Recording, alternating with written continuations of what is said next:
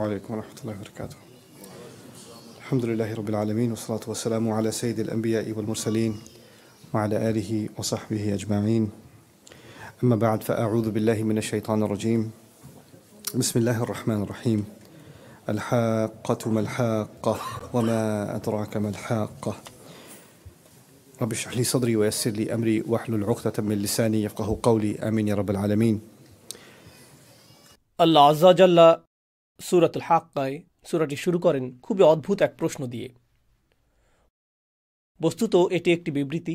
প্রথম আয়াত শুধু একটি শব্দ আল হাক্কা, যার কয়েকটি অর্থ আছে, কিন্তু খুব সহজে অর্থটাকে এভাবে ভাবতে পারেন রিয়েলিটি বা বাস্তবতা। মা আল হাক্কা, বাস্তবতা কি? ওয়ামা আদরাকা মাল হাক্কা, আর কিসে তোমাকে জানাবে যে বাস্তবতা কি জিনিস? সেই প্রশ্নটি করার উদ্দেশ্য হল, আল্লাহ এই সূরাতে দাবি করেছেন যে অধিকাংশ মানুষ বাস্তবতায় বাস করে না। অধিকাংশ মানুষ তাদের নিজস্ব ভার্সন নিয়ে উপস্থিত হয়, কোনটা বাস্তব এবং কোনটা গুরুত্বপূর্ণ, আর সেটাই ঠিক করে দেয় তাদের যাপিত জীবনটি কেমন হবে। তাই আল্লাহ এই সূরায় প্রত্যেকটি মানুষকে চ্যালেঞ্জ জানাচ্ছেন, তারা যেন একটু পেছনে সরে গিয়ে আবারও বাস্তবতা নিয়ে একটু চিন্তা করে। আমরা সকালে জেগে উঠি, নিজেদের চেতনা পুনরায় ফিরে পাই, তৎক্ষণাৎ খুবই বাস্তব কিছু কাজ আমাদের সামনে পড়ে। আছে চাকরি, আছে পরিবার, আছে দায় দায়িত্ব, এখন আরও আছে সেহরি। এভাবে বিভিন্ন কাজকর্মে আমরা প্রত্যহ জড়িয়ে পড়ি। দৈনন্দিন কাজকর্ম, এক কাজ শেষ হলে আরেকটা, এরপর আরেকটা। বারবার ঘড়ির দিকে তাকান, যেন সময়ের হিসেবটা রাখতে পারেন, যেন দিনের বেলা আপনার যে বাস্তব এবং গুরুত্বপূর্ণ কাজগুলো আছে তা শেষ করতে পারেন। আমরা এসব খুঁটিনাটি দৈনন্দিন কাজে এত বেশি জড়িয়ে পড়ি যে একটু থেমে বড় চিত্রটার দিকে আর দৃষ্টি প্রদান করি না।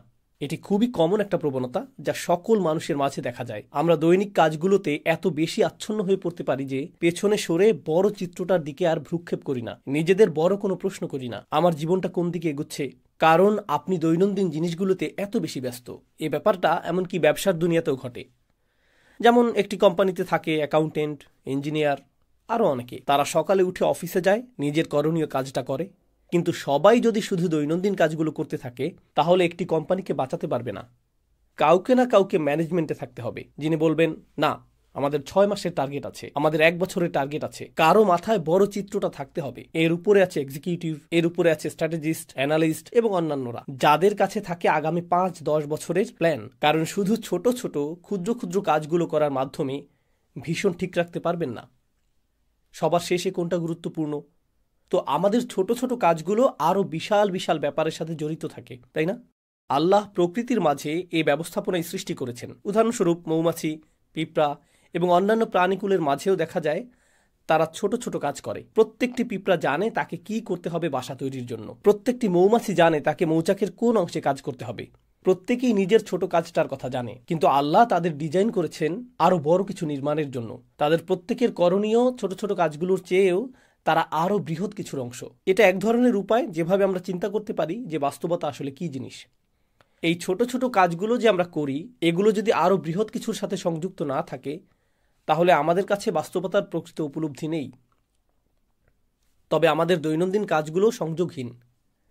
তাই আল্লাহ এই সূরাতে কি করলেন? তিনি বিভিন্ন উপায়ে বাস্তবতার প্রশ্নটাকে বিশ্লেষণ করলেন। আমি এখন যা করব এই 20 মিনিটের কম সময়ে ওই চিত্রগুলোর একটি আপনাদের সাথে শেয়ার করব।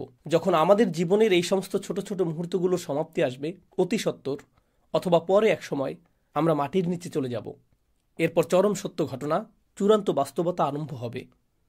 সেই বাস্তবতায় সব কিছু উল্টে যাবে।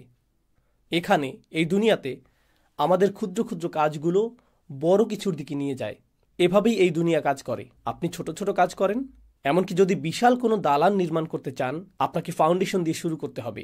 একটি একটি করে ইট গাঁথতে হবে, একটি করে কাঠের টুকরা, একটি করে পেরেক, অবশেষে তা বড় কিছুতে পরিণত হবে। কিন্তু শেষ বিচারের দিন সব কিছু উল্টে যাবে। প্রথমে বড় কিছু ঘটবে যা ছোট কিছুর দিকে নিয়ে যাবে। এই চিত্রটাই আল্লাহ তুলে ধরেছেন এবং কিভাবে সেদিন প্রকৃত বাস্তবতা অভ্যুদয় হবে। তো আজকের খুতবায় আমি আপনাদের জন্য সংক্ষেপে সেই চিত্রটি আঁকার চেষ্টা করব। সাধারণত খুতবায় আমি একটি বা দুটি আয়াতের উপর ফোকাস করি, কিন্তু ইনশাআল্লাহ কতগুলো আয়াতের সমষ্টির দিকে একত্রে দৃষ্টি দিব। আমরা আল্লাহর অঙ্কিত চিত্রটি বোঝার চেষ্টা করব, ওই চূড়ান্ত বাস্তবতার চিত্রটি। দোয়া করছি আল্লাহ তাআলা আমাদের সবাইকে সেদিনে সফলতা দান করুন। ফাইদা নুফিখা ফিস সূরি নাফখাতুন ওয়াহিদা, অতঃপর যখন সিংগায় ফুৎকার দেওয়া হবে মাত্র একটি ফুৎকার। সিংহায় ফুৎকার দেওয়ার ধারণাটি আমরা জানি কিয়ামতের দিন 2 বার ফুৎকার দেওয়া হবে। আল্লাহ 2টি হর্নের কথা উল্লেখ করেছেন, কিন্তু এখন আল্লাহ উভয় চিত্রকে এই সূরায় একত্রিত করে দিলেন। তিনি এখানে যা করেছেন, এমনকি সিংহা শব্দটি উল্লেখ করার মধ্য দিয়ে এটা কিছুটা কনসেপ্ট মাথায় নিয়ে আসে। মানুষের স্মৃতিতে যদি প্রাচীন আরবের অমুসলিম কারোর সাথে কথা বলতেন কোরআন নাজিলের সময়কালে, কোরআনের শ্রোতাদের অধিকাংশই মুসলিম ছিল না। সে সময়ের মক্কায় বেশিরভাগই মুসলিম ছিল না, আর তারা এই কথাগুলো শুনছিল। তারা যখন সিংহা শব্দটি শুনত, তারা আখিরাত নিয়ে চিন্তা করত না, তারা গায়েব নিয়ে আমাদের মুসলিমদের মতো ভাবত না। তাদের ভাবনাটা ছিল তারা যখন যুদ্ধ করতে যেত, একজন বিউগল বা সিংহা মুখে তুলে ফুৎকার দিত, সাথে সাথে ঘুমন্ত সৈন্যরা জেগে উঠত আর যুদ্ধের জন্য লাইন ধরে প্রস্তুত হয়ে যেত, কারণ যুদ্ধ শুরু হতে যাচ্ছে। সতর্ক সংকেত প্রদানের সময় এটা। বর্তমানেও মিলিটারি ব্যারাকে, মিলিটারি ক্যাম্পে ইত্যাদিতে অ্যালার্ম সিস্টেম, সাইরেন বা হর্ন বেজে উঠলে প্রতিটি সৈন্য জানে তাকে এক্ষুনি প্রস্তুত হতে হবে, ইউনিফর্ম পরতে হবে এবং রেজিমেন্টে গিয়ে দাঁড়াতে হবে। এমনকি যদি 10,000 সৈন্য হয়, 20,000 সৈন্য হয়, প্রত্যেকে তার করণীয় সম্পর্কে জানে। তারা এলোমেলোভাবে দাঁড়িয়ে থাকে না, সবাই নিজ নিজ রেজিমেন্টে সুশৃঙ্খলভাবে দণ্ডায়মান। হর্নের আওয়াজ সম্পর্কে বলতে গেলে আল্লাহ আজ্জা জাল্লা কোরআনের অন্যত্র বলেন, ওমা ইয়ালামু জুনুদা রব্বিকা ইল্লা হুয়া, তোমার রবের বাহিনী সম্পর্কে তিনি ছাড়া কেউ জানেন না। এই হর্ন বেজে উঠলে আল্লাহর সমস্ত সৃষ্টি এমনভাবে আচরণ করবে যেন তারা রিজার্ভ সৈন্য। এই সিগন্যালের অপেক্ষায় ছিল নিজ নিজ পজিশনে প্রস্তুত হতে। সকল সৃষ্টি প্রস্তুত। আল্লাহর সকল ফেরেশতা, আকাশমণ্ডলী, মেঘমালা, পৃথিবী সবাই একই পজিশনে মুভ করবে এই মহাঘটনা সংঘটনের জন্য, এই উপস্থাপনার জন্য। তো ঠিক এরপরে আল্লাহ বর্ণনা করেন, ফাইদা নুফিখা ফিস-সূরি নাফখাতুন ওয়াহিদা ওয়া হুমিলাতিল আরদু ওয়াল জিবাল, জমিন এবং পর্বতমালাকে উপড়ে ফেলা হচ্ছে, বহন করা হচ্ছে। জমিন এবং পর্বতমালাকে বহন করার ধারণাটা অদ্ভুত, কারণ এখন তারা সবকিছু বহন করে। জমিন আমাকে আপনাকে বহন করে, জমিন আমাদের বাড়ি বহন করে, জমিন সবকিছু বহন করে। আর পাহাড় পর্বত বহন করে বিভিন্ন গাছপালা, পাথর এবং এর উপর স্থাপিত অন্য সবকিছু। তাদেরকে কেউ বহন করে না, তারা সবাইকে বহন করে। আল্লাহ ইতোমধ্যেই এমন একটি দৃশ্য বর্ণনা করেছেন যেখানে আমরা যা কিছুকে বাস্তব ভাবতাম তাকে উল্টে ফেলা হচ্ছে, বিপরীত দিক থেকে উল্টো করে ফেলা হচ্ছে। তো জমিনকে উত্তোলন করা হবে, বহন করা হবে, এর সাথে পর্বতগুলোকেও বহন করা হবে। এটা আরও ইঙ্গিত করে যে আমরা যাকে মনে করতাম এটা সবসময় নিজ স্থানে বর্তমান থাকবে, আমরা যাকে ভাবতাম এর ওজন আছে, দেখা যাচ্ছে এরাই ওজন হারিয়ে ফেলেছে, এদেরকেই তুলে নিয়ে যাওয়া হচ্ছে। ফাদুক্কাতান দাক্কাতাম ওয়াহিদা, আর একই আঘাতে তাদেরকে চূর্ণ বিচূর্ণ করা হবে, ফলে এরা সমান হয়ে যাবে। ধরুন হাতের মধ্যে নরম ভেজা ডো নিলেন, এরপরে সজোরে নিক্ষেপ করলেন, তখন এটা সমান হয়ে যায়।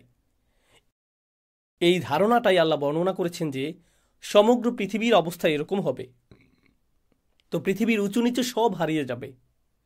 কুরআনের অন্যত্র আল্লাহ এভাবে বর্ণনা করেছেন, ওয়াইদাল আরদু মুদ্দাত, যখন পৃথিবীকে টেনে সমান করে ফেলা হবে। অন্য সূরাতে এসেছে যখন সমুদ্রগুলো ফুটতে থাকবে। সূরাতুল কাহাফে তিনি একে বর্ণনা করেছেন সুআইদান জুরুজা হিসেবে, সমতল ভূমি, পিচ্ছিল ভূমি। আর এখানে তিনি বলছেন এটাকে সজোরে নিক্ষেপ করে সমান করে ফেলা হবে। এখন কোনো কিছুকে সমান করে ফেলার অর্থ হলো একটি মাঠ তৈরি করা হচ্ছে। সমগ্র পৃথিবীকে কেন সমতল ভূমিতে পরিণত করে ফেলা হচ্ছে? আয়াতগুলো অগ্রসর হতে থাকলে আমরা দেখব যে একটি দৃশ্য উন্মোচিত হচ্ছে।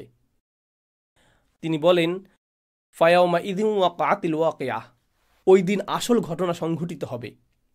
তিনি ইতোমধ্যেই বলেছেন আল হাক্কাহ, আর এখন বলছেন আল ওয়াকিয়াহ।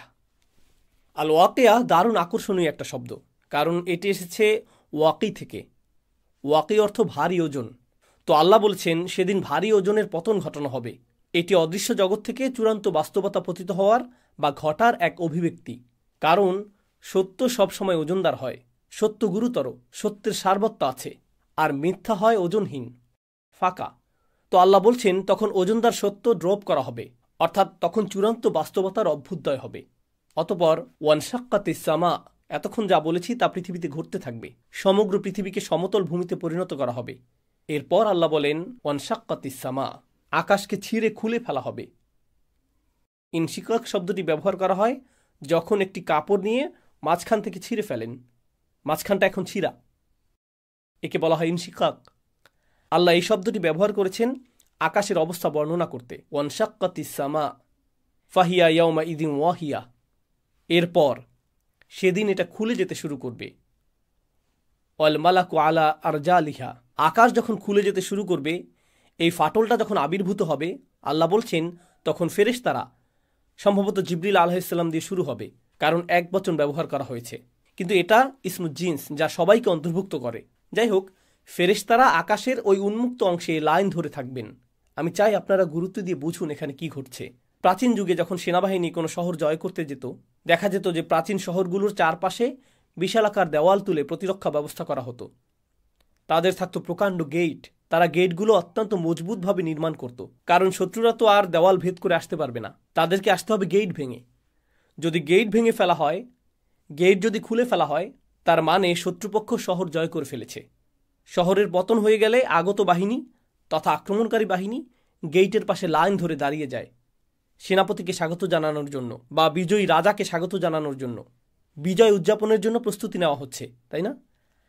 আয়াতগুলোর ভাষাতে ঠিক এরকম একটি চিত্র তুলে ধরা হচ্ছে। শুরুতে জমিনকে সমতল করা হচ্ছে, এরপর আকাশকে ছিঁড়ে খুলে ফেলা হচ্ছে। আচ্ছা, আকাশ ছিঁড়ে খুলে ফেলা বলতে কি বোঝানো হচ্ছে? আপনাদের কেউ কেউ সায়েন্সের ছাত্র বা বাচ্চারা যারা সায়েন্স পড়ে জানে যে আকাশ তো খালি জায়গা, এটা তো ফাঁকা। ছিঁড়ে খুলে ফেলা বলতে কি বোঝাচ্ছেন? আল্লাহ এখানে যা বর্ণনা করছেন তা খুব সহজে ডাইমেনশন দিয়ে বুঝতে পারবেন। আমরা আছি দৃশ্যমান ডাইমেনশনে, যেখানে আমরা একে অপরকে দেখতে পাচ্ছি, আমরা ভাবছি এটাই বাস্তব, কিন্তু ঠিক এই মুহূর্তে আমাদের সাথে ফেরেশতারা আছেন। ঠিক এই মুহূর্তে কিরামান কাতিবিন, মর্যাদাবান ফেরেশতারা আমাদের সব কিছু লিখে রাখছেন একটি খাতায়। এটি এমনকি কালি দিয়ে লেখা হচ্ছে না, এটি কিতাবুম মারকুম, পেজগুলোতে সেলাই করা হচ্ছে। কারণ কালির ক্ষেত্রে যদি পানি পড়ে লেখাগুলো অস্পষ্ট হয়ে যেতে পারে, বা আঙুল দিয়ে ঘষা দিলেও দাগ পড়ে যেতে পারে, কিন্তু লেখা যদি সেলাই করা হয়, আমরা যাকে বলি এমব্রয়ডারি, আমাদের কাজগুলোকে পাতাগুলোতে এমব্রয়ডারি করে নথিভুক্ত করা হচ্ছে, কিতাবুম মারকুম। আরবিতে এর নাম রকম। এভাবেই রেকর্ড করা হচ্ছে। এটা ঠিক এখনই ঘটছে, কিন্তু আমরা তা দেখতে পাচ্ছি না, কারণ এটা ঘটছে একটি পর্দার ওপরে। এই পর্দার নাম হলো গাইব, গাইবের পর্দা। এজন্য গাইবের ধারণাটা কি ঘটবে বিচার দিবসে। ফাকাশাফনা আনকা গিতাআক, সূরা কাফে যেমন এসেছে। তিনি বলেছেন, আমি পর্দা সরিয়ে দিয়েছি, তোমার সামনে যে পর্দা ছিল তা আমি সরিয়ে দিয়েছি। অতএব এই মুহূর্তে চোখের সামনে একটি পর্দা আছে, যা আমাকে অদৃশ্য জগৎ দেখতে বাধা দিচ্ছে। ঠিক একইভাবে যখন কোনো ডাক্তারের কাছে যান, ওনারা যখন এক্সরে করেন, তারা এক্সরে মেশিনের ভেতর দিয়ে এমন কিছু দেখেন যা আমি আপনি এই মুহূর্তে দেখতে পাচ্ছি না। একটি লেন্স থাকে, একটি ডিভাইস থাকে, যা অদৃশ্য পর্দা দূর করে দেয়। ফলে আপনি শরীরের ভেতরের জিনিসও দেখতে পাচ্ছেন, যা অন্যথায় দেখা সম্ভব ছিল না। একই ব্যাপার মিলিটারি প্রযুক্তিতেও দেখা যায়। তারা থার্মাল গগলস পরিধান করে, যেটা দিয়ে আপনি দেয়াল ভেদ করে দেখতে পাবেন যে অন্য পাশে কতজন লোক আছে, বা এরকম কিছু। তো ধারণাটা অনেকটা এরকম। আল্লাহ বলছেন, অদৃশ্যের পর্দা ছিঁড়ে খুলে ফেলা হচ্ছে। অদৃশ্যের ওপারে কি আছে? ফেরেশতারা, অদৃশ্য জগৎ। তারা তখন দৃশ্যমান জগতে প্রবেশ করতে থাকবেন। তখন প্রথমবারের মতো মানবজাতি ফেরেশতাদের দেখতে পাবে। শেষ বিচারের দিন আকাশ ছিঁড়ে যে গেটটি খুলে ফেলা হয়েছে, আল্লাহ বলছেন ফেরেশতারা ওই গেটের সকল পাশে লাইন ধরে উপস্থিত হবেন। ওয়াল মালাকু আলা আরজাইহা ওয়া ইয়াহমিলু আরশা রাব্বিকা ফাওকাহুম ইয়াওমাইযিন সামানিয়া, এবং আরশ, আল্লাহর রাজ সিংহাসন, সেদিন বহন করা হবে 8 জন দিয়ে। এই 8 জন কারা, সে বিষয়টা আল্লাহ বর্ণনা করেননি, কিন্তু মুফাসসিরগণ বলেন ওনারা 8 জন বিশেষ ফেরেশতা, যারা আল্লাহর আরশ বহন করার দায়িত্বে নিয়োজিত। আল্লাহর আরশের একটি ভার্সন সেদিন বহন করে আনা হবে, শুধু মানুষকে দেখানোর জন্য যে রাজাধিরাজ আল্লাহ মানুষের বিচার শুরু করতে যাচ্ছেন। কারণ আগের যুগে এখানে প্রতীকের ব্যাপারটা গুরুত্বপূর্ণ। আগের যুগে গার্ডরা রাজাদের বহন করত এক ধরনের ছদ্ম সিংহাসনে, কারণ আসল সিংহাসনটা অন্য কোথাও আছে। এই বহনযোগ্য সিংহাসনটা আনা হয়েছে শুধু বিচার কার্য পরিচালনার জন্য। যদিও রাজার এখন আগমন ঘটেনি, কিন্তু সিংহাসন আনা হয়েছে। তো ওয়াহমিলু আরশা রাব্বিকা ফাওকাহুম ইয়াওমাইযিন সামানিয়া, আর্মিরা গেট খুলে ফেলেছে, সিংহাসন আনা হয়েছে 8 জন দিয়ে। এই 8 জন কি ফেরেশতা, নাকি আল্লাহর অন্য কোনো সৃষ্টি? আলী রাদিয়াল্লাহু তাআলা আনহু সহ অন্যরা বলতেন যে 8 জন বলতে কি 8 জন, নাকি 8,000, নাকি 8 লেজন বোঝানো হয়েছে। মা হিয়া হাদিহি সামান, আমরা জানি না এটা এই 8 কারা, এটা আল্লাহ আমাদের জানাননি। তো তিনি বলেন ইয়াউমাইযিন ইউরাদুন, এত সব কিছু কেন ঘটছে? কেন সমগ্র ভূপৃষ্ঠকে সজোরে সমান করে ফেলা হচ্ছে? কেন আকাশ ছিঁড়ে খুলে ফেলা হচ্ছে? হঠাৎ করে কেন ফেরেশতারা সব উপস্থিত হচ্ছেন? কেন সিংহাসন আনা হচ্ছে? এই সমস্ত কিছু কেন ঘটছে? ইয়াউমাইদিন তুআরাদুন, সেদিন তোমাদের সকলকে, তিনি আমাকে বলছেন, আপনাকে বলছেন, সেদিন তোমাদের সকলকে হাজির করা হবে। তুআরাদুন লা তাখফা মিনকুম খাফিয়া, তোমাদের কোনো গোপনীয়তাই আজ আর গোপন থাকবে না। তো আপনারা লক্ষ্য করছেন বিশাল বিশাল ব্যাপার ঘটছে। এরপর হঠাৎ করে একেবারে ক্ষুদ্র বিষয়গুলো, যা সমগ্র দুনিয়ার কাছে গোপন ছিল, যা আমি আপনি ছাড়া কেউ জানত না, যা আমি বলেছি, যা আমি করেছি, যে নিয়ত আমার ছিল, যদিও মানুষ আমার কাজ দেখেছে কিন্তু আমার নিয়ত দেখেনি, ওইটা গুপ্ত ছিল। এমনকি সবাই এখানে নামাজ পড়ার আগে সবাই সালাতুল জুমার জন্য বসে আছেন, কিন্তু আমাদের নিয়তগুলো হয়তো অভিন্ন নয়, কারো হয়তো ভিন্ন নিয়ত আছে। আপনি তা দেখতে পান না, আপনার পক্ষে তা দেখা সম্ভব নয়, এটা গোপন। কিন্তু সেদিন কোনো গোপন জিনিসই আর গোপন থাকবে না, কিছুই লুকায়িত থাকবে না। কিছু সাহাবা এই আয়াত সম্পর্কে বলেছেন, কারণ সেদিন মানুষের পরনে কোনো কাপড় থাকবে না, কেউ কোনো পরোয়া করবে না। আল্লাহ শুধু মানুষের আমলগুলো উন্মুক্ত করবেন না, আল্লাহ তাদের নিজেদেরকে উন্মুক্ত করে দিবেন। তো লা তাখফা মিনকুম খাফিয়া, এখন ব্যাপারটা এমন যেন এই বিশাল ঘটনা, আকাশ এবং সমগ্র পৃথিবীকে নতুন করে সাজানো হয়েছে, নতুনভাবে ইঞ্জিনিয়ারিং করা হয়েছে। এই সমস্ত কিছুর উদ্দেশ্য হলো আমি এবং আপনি। এই সমস্ত কিছুর উদ্দেশ্য হলো যেন আমি আপনি আল্লাহর সামনে দণ্ডায়মান হই এবং বিচারের সম্মুখীন হই। এই সমস্ত কিছু হলো ঘটনার পূর্ব প্রস্তুতি। এখন প্রশ্ন উঠে, আল্লাহ আজ্জাওয়াজাল্লাহ হলেন আল হাকিম, তিনি সকল প্রজ্ঞার মালিক। আর আল্লাহ আজ্জাওয়াজাল্লাহ ইন্নামা আমরুহু ইদা আরাদা শাইআন আইয়াকুলা লাহু কুন ফায়াকুন, আল্লাহ শুধু বলেন হও আর এটা হয়ে যায়। তো কেউ মারা যাওয়ার সাথে সাথে আল্লাহ বলতে পারতেন অমুককে জাহান্নামে ফেলো, অমুককে জান্নাতে রাখো। তিনি তৎক্ষণাৎ সিদ্ধান্ত নিতে পারতেন। তার তো এই মহা আয়োজনের দরকার নেই। তাকে তো আকাশ খুলতে হবে না, ফেরেশতাদের প্রদর্শন করতে হবে না, এরপর সিংহাসন আনতে হবে না, এরপর আমাদের সমস্ত আমলগুলো গণনা করতে হবে না, আল্লাহকে তো ভালো মন্দ গুনতে হবে না। তিনি তো সব ইতিমধ্যেই জানেন। আল্লাহর কাছে আছে সব কিছুর ক্যালকুলেশন, আছে সব কিছুর হিসাব। আল্লাহর চেয়ে কার কাছে উত্তম হিসাব আছে? তাহলে আমাদের সম্মুখে আল্লাহর এই বিশাল দৃশ্যের অবতারণা করার উদ্দেশ্য কি? ব্যাপারটা আসলে ন্যায় বিচারের ধারণার সাথে সম্পর্কযুক্ত। এই দুনিয়াতে মানুষ যে বিষয়গুলো চায় তার মধ্যে একটি হলো ন্যায় বিচার। কিভাবে ন্যায় বিচার হয়? দুটি বিষয় ঘটতে হবে যদি ন্যায় বিচার পেতে চান। প্রথম যে বিষয়টি ঘটতে হবে তা হলো বিচার প্রক্রিয়ার ন্যায্যতা থাকতে হবে, বিচার প্রক্রিয়ার নিরপেক্ষতা থাকতে হবে। দ্বিতীয় যে বিষয়টা ঘটতে হবে তা হলো আপনাকে বিচারটা প্রদর্শন করতে হবে। গোপনে বিচার করতে পারবেন না। যদি পুলিশ কাউকে গ্রেফতার করে, তাকে ধরে এবং জেলে নিক্ষেপ করে আর বলে যে তাকে দোষী সাব্যস্ত করা হয়েছে, তখন প্রশ্ন উঠে কখন তাকে দোষী সাব্যস্ত করা হলো, তার বিচার কখন হলো? ও, এটা গোপনে করা হয়েছে। বিশ্বাস করুন, বিচারটা ন্যায় বিচার হয়েছে। আচ্ছা, বিচারটা যদি গোপনে হয়, সাথে সাথে সবাই চিন্তা করবে বিচারটা যদি এতই ন্যায্য হয় তাহলে গোপনে করলেন কেন? প্রমাণাদি দেখাচ্ছেন না কেন? প্রকাশ করছেন না কেন? অতএব শুধু ন্যায় বিচার করলেই হবে না, ন্যায় বিচারটা সবাইকে দেখাতেও হবে। উভয় ব্যাপারটা ঘটতে হবে। কাউকে জাহান্নামে ফেলা হলো, তখন সে বলতে পারে, হ্যাঁ, আল্লাহ আমাকে এখানে ফেলেছেন, কিন্তু আমি খুবই ভালো মানুষ ছিলাম, আমি জানিও না আমি এখানে কেন, আমি তো সৎ জীবনযাপন করেছি। তারা এমনটা বলতে পারে। যদিও তারা ভালো মানুষ না হয়ে থাকে, তবু তারা এই অজুহাতটা দেখাতে পারে, কারণ বিচারটা তো তাদের দেখানো হয়নি, তাই না? প্রকৃতপক্ষে এমনকি সেদিনও কিছু মানুষ অজুহাত দেখানোর চেষ্টা করবে। আল্লাহ কি করলেন? আল্লাহ দেখিয়ে দিলেন, লা তাখফা মিনকুম খাফিয়া, কোনো কিছুই গোপন থাকবে না। ভালো কিছু যেমন গোপন থাকবে না, তেমনি খারাপ কিছু গোপন থাকবে না। আপনি নিজে, আমি নিজে সাক্ষ্য দিব আল্লাহ ন্যায় বিচার করেছেন। এটি একটি ন্যায্য বিচার। এখানে কোনো অন্যায় করা হয়নি, কারো প্রতিই না। ফামান ইয়ামাল মিসকালা যাররাতিন খায়রান ইয়ারাহু ওয়া ইয়ামাল মিসকালা যাররাতিন শাররান ইয়ারাহু। অনুপরিমাণ ভালো কাজ এবং অনুপরিমাণ খারাপ কাজও আপনি নিজেই দেখতে পাবেন। এটাই মূল কারণ। এত বিশাল আয়োজন করা হবে এই জন্য যে যেন আল্লাহ প্রদর্শন করতে পারেন বিচারটা কত ন্যায়ানুগ হয়েছে। আমার আপনার চোখের সামনেই এটা ঘটবে। এটা সেই মহাবিচারের প্রস্তুতি। এখন কিছু সময়ের জন্য একটু কল্পনা করুন, আমরা বিভিন্ন ইভেন্টে যোগ দিই। কেউ ঈদ পার্টির আয়োজন করলো, এটা একটা ইভেন্ট। চলুন আরও বড় কোনো ইভেন্টের কথা চিন্তা করি। নতুন প্রেসিডেন্টের শপথ অনুষ্ঠান হবে বা নতুন প্রধানমন্ত্রী নির্বাচন করা হয়েছে, তখন অনুষ্ঠান করা হয়, উদ্বোধনী অনুষ্ঠানের আয়োজন করা হয়, জাতীয় উৎসবের একটি দিন, বিশাল এক ব্যাপার। যখন বিশাল কিছু হয় তার জন্য প্রস্তুতিটাও হয় অনেক বড়। আল্লাহ এত ব্যাপক প্রস্তুতি নিচ্ছেন, এত প্রকাণ্ড আয়োজন। কত যে আয়াতে এই ইভেন্টের প্রস্তুতির কথা এসেছে। সিংহার আওয়াজ থেকে শুরু করে আকাশ ছিঁড়ে ফেলা, ফেরেশতাদের সারিবদ্ধ হয়ে দাঁড়িয়ে যাওয়া, সিংহাসনের আগমন, এই যে এত বিশাল আয়োজন আমার কৃতকর্মগুলো হিসেবের জন্য, আপনার কৃতকর্মগুলো হিসেবের জন্য। আল্লাহর কাছে আমাদের কর্মগুলো এতটাই গুরুত্বপূর্ণ, অথচ আমরা মনে করি আমাদের কৃতকর্মগুলো ছোটোখাটো বিষয়। মনে আছে আমি যে শুরুতে বলেছিলাম এই জগতে ক্ষুদ্র ক্ষুদ্র বিষয়গুলো বড় কিছুর দিকে নিয়ে যায়। আর বিচার দিবসে কি হবে? সেদিন বিশাল বিশাল ব্যাপারগুলো ঘটবে আমার আপনার একেবারে ক্ষুদ্র ক্ষুদ্র আমলগুলোর হিসাব নিকাশের জন্য। তাই আমাদের মুখ থেকে নির্গত হওয়া কোনো শব্দকে আমরা ছোট করে দেখি না, আমাদের কৃত কাজগুলোকেও আমরা হালকাভাবে দেখি না। এটাই মূল কারণ। অতঃপর তিনি সুবহানাহু ওয়া তাআলা বলেন, ফাআম্মা মান উতিয়া কিতাবাহু বিয়ামিনিহি ফায়াকুলু হা উমুকরাউ কিতাবিয়াহ। মাত্র 2 মিনিট বাকি আছে, তাই সংক্ষেপে তুলে ধরব। আপনারা নিজে নিজে পড়ুন, ইনশাআল্লাহ এর থেকে উপকৃত হবেন।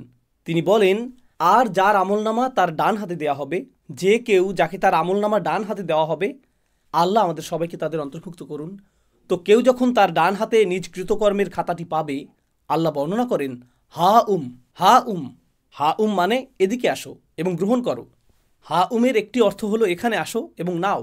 আপনারা বিচার দিবসের বর্ণনা আগেও শুনেছেন। সেদিন কেউ কারো কোনো খবর রাখবে না। ইয়াউমা তারাউনাহা তাদহালু কুল্লা মুরদিআতিন আম্মা আরদাআত। এমনকি মা যিনি তার বাচ্চাকে দুধ খাওয়াচ্ছেন জাস্ট তাকে ফেলে দিবে, জাস্ট তাকে কোল থেকে ফেলে দিবেন। এতটা ভয়ঙ্কর বিচার দিনের বর্ণনা। ইয়াফিরুল মারউ মিন আখিহি ওয়া উম্মিহি ওয়া আবিহি ওয়া সাহিবাতিহি ওয়া বানিহি ওয়া সাহিবাতিল্লাতী তুইহি। আপনি আপনার মা থেকে পালাবেন, বাবা থেকে পালাবেন, ভাই থেকে, স্বামী স্ত্রী থেকে, আপনি আপনার সমগ্র গ্রামবাসী থেকে পালাবেন, পরিচিত সকল মানুষ থেকে। তাদের দেখলেই উল্টো দিকে পালিয়ে যাবেন, কারো ব্যাপারে কোনো পরোয়া করবেন না। বস্তুত লাউ ইয়াফতাদি মিন আযাবি ইয়াউমা ইযিম বিবানিহ। এই আয়াতের কয়েকটি আয়াত পরে আল্লাহ বলেন, ওমান ফিল আরদি জামিআ সুম্মা তুনজিহি। সেদিন মানুষ বলবে, ইয়া আল্লাহ, দরকার হলে অন্য সমস্ত মানুষ, আদম আলাইহিস সালাম হতে শুরু করে শেষ পর্যন্ত যত মানুষ আছে সবাইকে জাহান্নামে ফেলেন, কিন্তু আমাকে বাঁচান। এটাই সেদিন তারা বলবে, ওমান ফিল আরদি জামিআন সুম্মা ইনজিহ। সেই দিনে কিছু মানুষ ডান হাতে তাদের আমলনামা পাবে। এতে তারা যে কতটা খুশি হবে, তারাই একমাত্র গ্রুপ যারা শুধু নিজেদের জন্য খুশি হবে না, তারা ঘুরে ঘুরে নিজের আমলনামা বন্ধুদের দেখাবে, পরিবার পরিজনকে দেখাবে। আসুন দেখুন, দেখুন আমার ভালো ভালো আমলগুলো দেখুন, দেখুন আল্লাহ আমার সব নেক আমলগুলো লিখে রেখেছেন। প্রশ্ন হলো, জানি বেশি সময় নিয়ে নিচ্ছি, শুধু আর অল্প কয়েক মিনিট নিব। দোয়া করছি আমরা যেন আমাদের আমলনামা ডান হাতে পাই। এমনকি যদিও আমার আমলনামা ডান হাতে পাই, এতে তো শুধু ভালো কাজগুলো লিপিবদ্ধ থাকবে না। আমি তো আর ফেরেশতা না, আমার জীবনে ভুল ত্রুটি আছে, এমন সব কাজ করেছি যা নিয়ে আমি লজ্জিত, ওই কাজগুলোও তো লেখা আছে। যখন এরকম ভালো এবং খারাপ উভয় ধরনের কাজগুলো লিপিবদ্ধ থাকবে সমগ্র জীবনের, কাউকে কি আমি দেখাতে চাইব? সে তখন পৃষ্ঠা উল্টিয়ে বলবে, আরে এটা কি, তুমি এই জঘন্য কাজটাও করেছো? তাহলে লোকটা নিজের আমলনামা অন্যদের কেন খুশি মনে দেখাতে চাইবে? যদিও খাতাটাতে নেক আমলগুলো লেখা আছে, কিন্তু আরও আছে খারাপ কাজগুলো। ব্যাপারটা আসলে কোরআনে বর্ণিত মাগফিরাতের ধারণার সাথে সম্পৃক্ত। যদিও খারাপ কাজগুলো মুছে দেওয়া হয়নি, খারাপ কাজগুলো আসলে ঢেকে দেওয়া হয়েছে, আচ্ছাদিত করা হয়েছে। আপনি বুঝতে পারবেন, আগের দিনে বাচ্চারা কলম দিয়ে কিছু লিখত, লেখাটা ভুল হলে তারা সাদা রং দিয়ে ঢেকে দিত, এর উপর আবার লিখত। লেখাটা দেখে বোঝা যেত এখানে কিছু একটা ঢেকে দেওয়া হয়েছে। ব্যাপারটা ঠিক এরকম। আপনি বুঝতে পারবেন আমার কিছু কিছু কর্ম ঢেকে দেওয়া হয়েছে। আপনি তখন খুশিতে নেচে উঠবেন, আমি যে কত ভুল করেছি, আর আল্লাহ আমার অগণিত ভুলগুলো সাদা রং দিয়ে ঢেকে দিয়েছেন, আর ভালো ভালো আমল দিয়ে তা পরিবর্তন করে দিয়েছেন। দেখুন আল্লাহ আমাকে কতটা মায়া করেন, আল্লাহ আমাকে কত শতবার ক্ষমা করেছেন, আল্লাহ কতটা দয়াবান। আবার এমন কিছু আমল থাকবে, কাজটা আপনার কাছে খুবই ক্ষুদ্র মনে হয়েছিল, খুবই সামান্য সাদাকা, নগণ্য কাজ, একজনকে সামান্য সাহায্য করেছিলেন, কারো দিকে তাকিয়ে মুচকি হেসেছিলেন, রাস্তায় কারো প্রতি দয়া দেখিয়েছিলেন, কারো সাথে শুধু সুন্দর কথা বলেছিলেন, সামান্য কিছু। আপনি এ নিয়ে চিন্তাও করেননি। নিজের আমলনামা খুলে দেখেন ছোট্ট কাজটা বিশাল এক অধ্যায়ে পরিণত হয়ে গেছে। অসামান্য মূল্য, এটার পর্বত সম মূল্য। ইয়া আল্লাহ, কিভাবে এটা এত গুণে বৃদ্ধি করে দিলেন, কিভাবে ছোট্ট আমলটাকে প্রকাণ্ড আমলে পরিণত করে দিলেন। নিজের খাতাটা দেখে আপনার তখন খুশির শেষ নেই। আপনি তখন চারিদিকে ঘুরে ঘুরে, কোরআনের অন্যত্র যেমন এসেছে, ওয়ায়ানকালিব ইলা আহলিহি মাসরুরা, সে তার স্বজনদের কাছে সানন্দে ফিরে যাবে। এটাই বিচার দিনের একটি চিত্র। এটাই হা ও মুকরাউ কিতাবিয়া ইন্নী জনান্তু আন্নী মুলাকিন হিসাবিয়া ফাহুয়া ফি ঈশাতির রাদিয়া। আমি জানি সময় শেষ হয়ে গেছে, অন্তত এই অংশটা ডান পাশের মানুষেরা, ওনাদের নিয়ে আমি দ্রুত কয়েকটি কথা শেয়ার করতে চাই। সে বলবে, আমি নিশ্চিত জানতাম যে আমাকে আবার হিসাবের সম্মুখীন হতে হবে। হিসাব শব্দটি হিসাবিয়ার অনুবাদ হলো অডিট। অডিট মানে প্রতিটি আইটেম সম্পর্কে জিজ্ঞেস করা হবে। এটা কি? এখানে কি করেছো তুমি? এখানে রাত 2টায় কি করছিলে? অমুক দিন কি করেছো? শুক্রবার রাতে কি করেছো?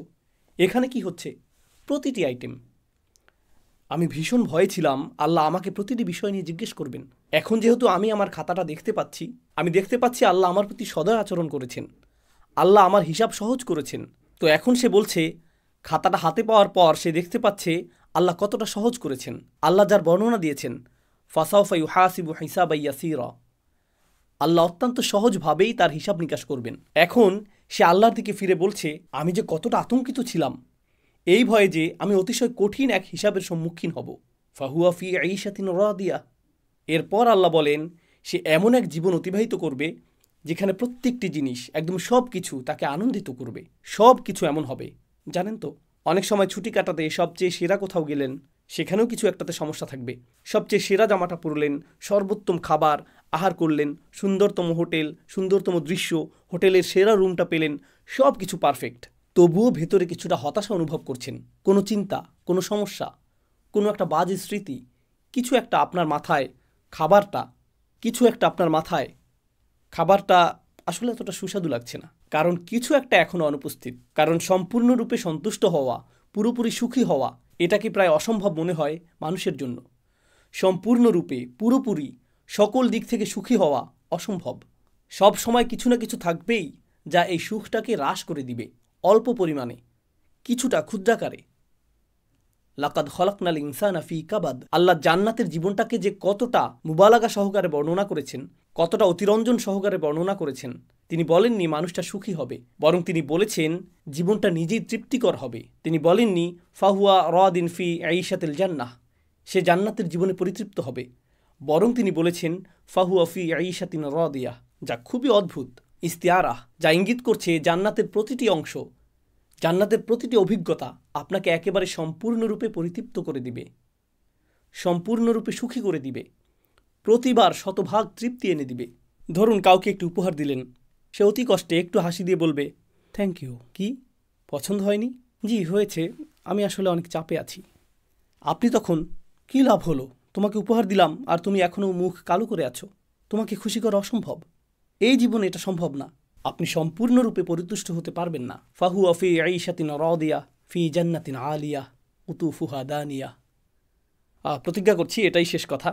মহান আল্লাহ বলেন, তারা সুউচ্চ উদ্যানে অবস্থান করবে, তারা একটি সুউচ্চ উদ্যানে অবস্থান করবে। কোরআনের অন্যত্রও আল্লাহ উদ্যানের কথা বলেছেন, কিন্তু এখানে তিনি শুধুমাত্র উদ্যানের কথা বলছেন না, তিনি এটাকে বলছেন সুউচ্চ উদ্যান।